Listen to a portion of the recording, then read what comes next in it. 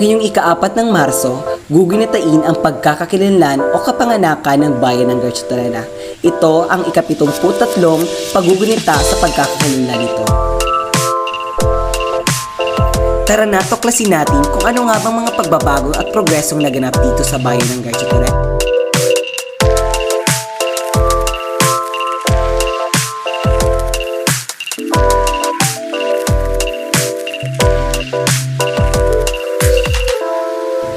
Isa sa pinakamalaking pagbabago na naganap dito sa bayan ng Garcia Torena ay ang transportasyon. Mula sa sasakyang pandagat, ang Garcia Torena ay pwede nang marating gamit lamang ang mga bus at iba pang mga sasakyan. Pagdating naman sa infrastruktura, hindi nagpapahuli ang bayan ng Garcia Torena dito. Makikita sa bayan ng Garcia Torena ang napakaraming infrastruktura na ipinatayo upang mas madali ang kalakalan sa bayang ito.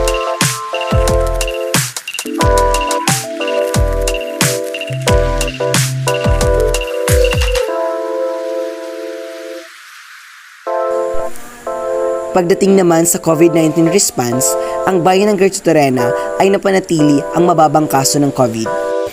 Ngunit kahit mababa ang COVID-19 cases sa Garcia Torena, mahigpit pa rin ipinatutupad ng local government unit ang mga protocols at palatuntunin upang hindi magkasakit ang sinuman.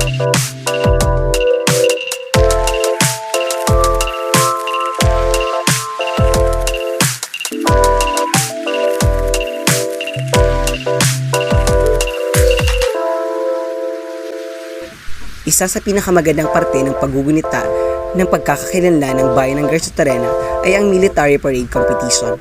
Ito ay pinanunood ng mga bata't matanda dahil sa aliw na dala nito.